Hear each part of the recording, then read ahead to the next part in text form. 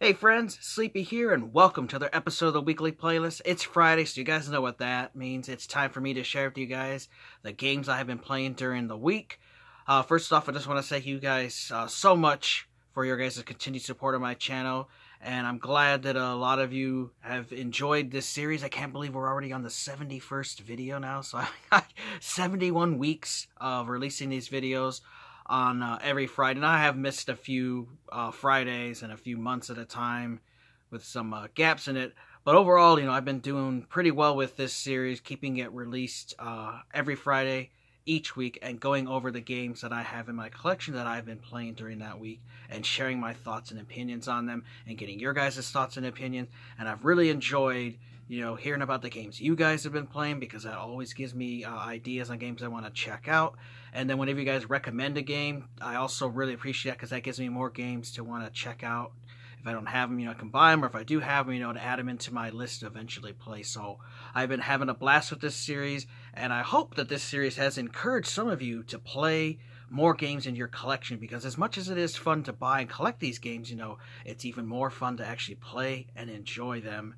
Since that's the whole reason I hope that we're collecting, is to actually be able to have these games so we can play them. As much as I like them sitting on the shelf, I do like to actually play these games.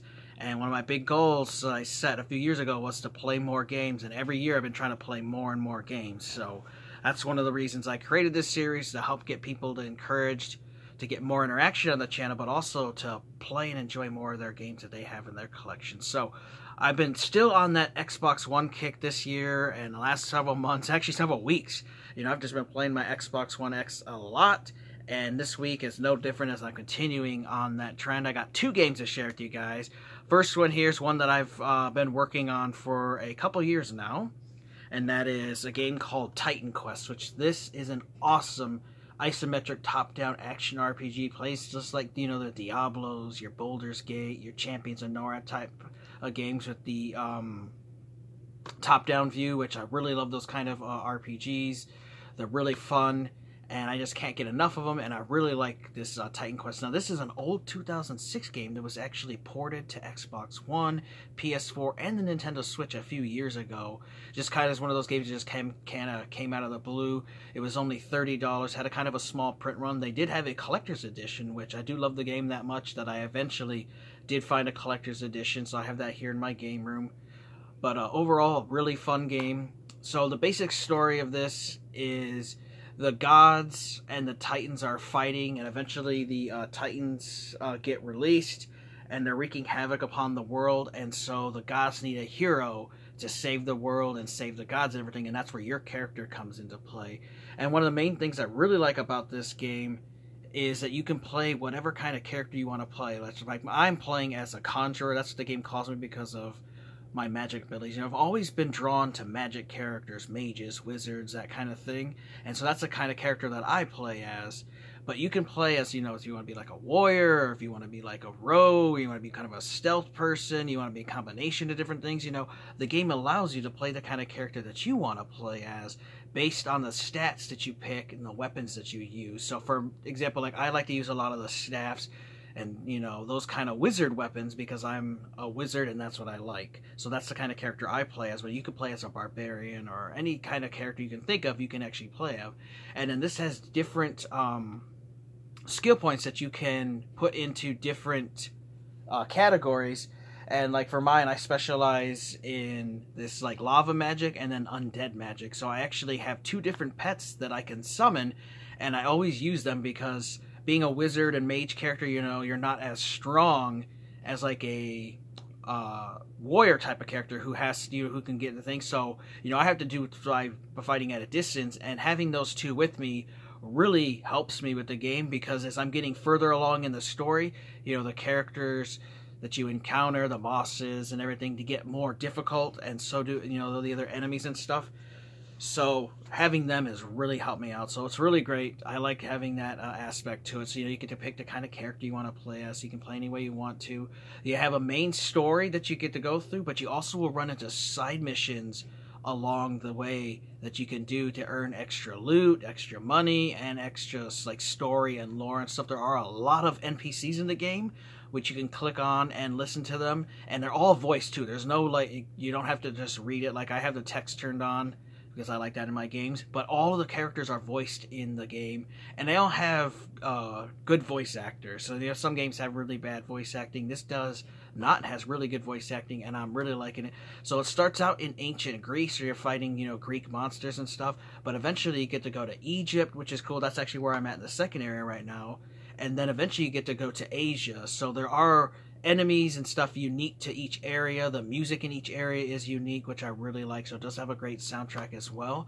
And they also have 3 expansion packs released for this game. The first one, Immortal Thrones, is on this disc, but they just recently, in the last couple of years, released 2 more, which you can actually download. They're $20 each, which I'm actually looking into buying those soon. I'm kind of hoping that maybe they'll have them on sale, because I have picked up a lot of DLC for games in the last couple of years on these big Microsoft sales.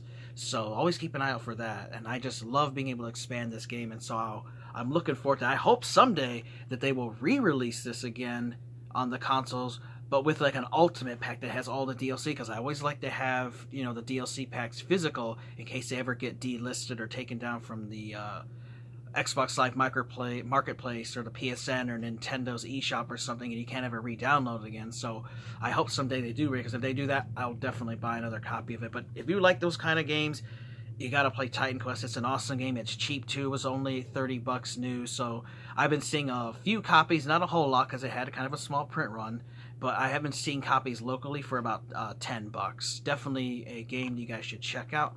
Having a blast with it. Looking forward to beating this someday. Just one that's going to take a long time. Especially if you do everything like me, where everything, you know, it's going to take you a lot of hours to play and beat this. Now, the next one here is one I've been putting a lot of time into. My brother recommended this game to me. I got it for only $10 at Family Video, and I'm so glad I did, because this also had the pre-order bonus with it, and that is Prey, which this included the Cosmonaut shotgun pack. So I got a shotgun with it, I got 2 med kits, I got 3 neuromods, I got a recycler shielding chipset, I also got some fabrication materials and shotgun ammo. So that has really come in handy for it. So this game's from 2017, so this is not to be confused with the older Prey game that was released on 360. These 2 games are not related at all, don't have the same story or same character or anything. The only thing they really share is the name, and basically that you fight aliens. And so I'll give you guys a little thing about the back. So it says, fight the invasion. So your mind, the station, Earth itself, nothing is safe from the alien threat. You are Morgan Yu, lead scientist aboard Talos 1, working on a scientific breakthrough meant to alter humanity forever.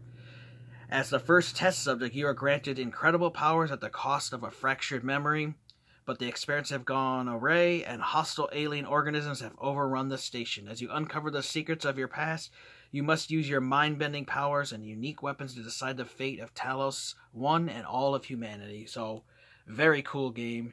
Let me just tell you guys that the opening prologue on this game was just amazing. The music, the lighting, everything was awesome. I don't want to reveal about the prologue, like, in any real detail at all. Like I said, if you haven't played before, you got to play it and experience it for yourself. That's all I'm going to say. It was really cool. Also, you know, it talks about experience a sci-fi thrill like no other, wield powerful alien abilities and high-tech weapons, which that's really cool, and you can battle an entire ecology of alien threats. So, basic premise of this, you know, like you have Morgan Yu, like, you know, it said that you're the lead scientist. Well, which is really cool is you can actually play as either a male or a female Morgan Yu. So you can be male or female, which is cool. You can't do any kind of character creation, anything. It's not like Mass Effect Andromeda where you can change the character's appearance. You know, you're stuck to the male or female, the way they look. You know, you just can't change that. That's just how it is. You know, that's a game that's story-based. You got to stick to that. But game is really great. This game really rewards, like, exploration, but there's also a risk factor in that while you're exploring the station. Because, you know, you want to go around and explore stuff, but you're also putting yourself at risk of running into aliens and threats and stuff. And so the more you explore, the more danger you put yourself in. But, you know, there's reward for exploring. You can find really rare stuff, items, weapons, things like that. So that's something I really like. The game does reward you for stuff like that and coming up with your own creative solutions to stuff. Because there might be like, hey, there's a door blocked here, but if I jump on a ledge and climb over here into this area, I can jump down to another area and actually get behind that locked door. Or, you know, there's an opening in a window and there's a little weapon I have, I can actually shoot a little projectile and hit the door thing and open it. So I like that the game actually makes you have to think sometimes, how am I going to solve the problem? And the game actually tells you, you know, you can play this stealth, you know, you can go guns blazing, you know, come up with your own creative ideas. How am I going to get around certain obstacles that the game throws at me? And the game wants you to explore things and go to different paths. You know, there's not just one way to get to something. You know, there's multiple paths, which I really like. And I'm having a blast with this game. I've got like 10 hours into it, and it's an amazing game, and I definitely think you guys should check it out. Even if you've never played the original Prey game, or even if you have played the original Prey game, you definitely need to check out Prey, this 2017 one. Now, there is a $20 expansion pack to it, which I'm going to look into getting after I beat the main story. Great game. This does have, I think it does have a couple different endings to it, because there's different choices you can make in the game that'll affect the story. And then there are also a bunch of achievements and stuff to unlock. And one of the big achievements in this game is actually finding all the colonists and people that are working on this station. There's almost 300 of them, and there is a achievement for actually finding those people. So I'm working on that as well. I'm so glad that this had the pre-order pack that wasn't used in it, because I got a shotgun, which is very handy in fighting these alien creatures, which they're called the Typhon. And some of the earliest ones you meet are these little guys. They call them mimics. They're kind of like spider-looking little black creatures. They can actually change into objects like a chair, a TV, a monitor. Maybe there'll be like a coffee mug. And when you get close to them, they turn into what they are and attack you. So it's pretty freaky, like going in and having some of these little creatures running around. And there's also stronger ones and other ones that have different names, which I haven't encountered all of them yet. And of course, you guys know I don't like to really ruin story for you, but you do fight aliens in this game.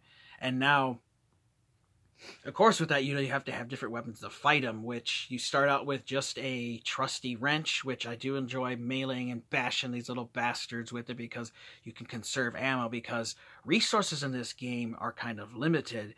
And that's where you have like a kind of survival horror, like survival aspect to the game, where you got to be careful. You don't want to burn through all your ammo or all your resources on something when it's not like in readily supply. Usually in like first-person shooter, but this is in first-person mode. Usually we don't have an abundance of ammo and stuff like that. This game is not one of those. So you got to be careful, pick your fights and stuff, and you also get to choose your difficulty level too. The higher difficulty you play on, the tougher the game is. And since launch this game, they have patched it, fixed some bugs and issues. They have added stuff to the game where they've added a new like hardcore mode, basically, where the game gets really difficult. Or they added what's called a story mode, which is like makes the game super easy. It's just for people who really want to just play through the story and not have to worry as much about resources and enemies. So for beginners, it's a great thing. Now, I'm just playing it on the normal difficulty, which I always start these kind of games on normal. And if they're ones I really like, I'll play through them more than once. I will then eventually go back and play it on a harder difficulty. Now, this game gives me vibes of like BioShock, the way it plays, the feel of the game, the character, the look, the animations, everything, kind of has that like BioShock feel to the game. And it's kind of like some of the mechanics from that are in it. I also have kind of like the vibe of The Thing, if you guys had watched that incredible movie that was a remake of that old 50s one in the 80s, a John Carpenter one.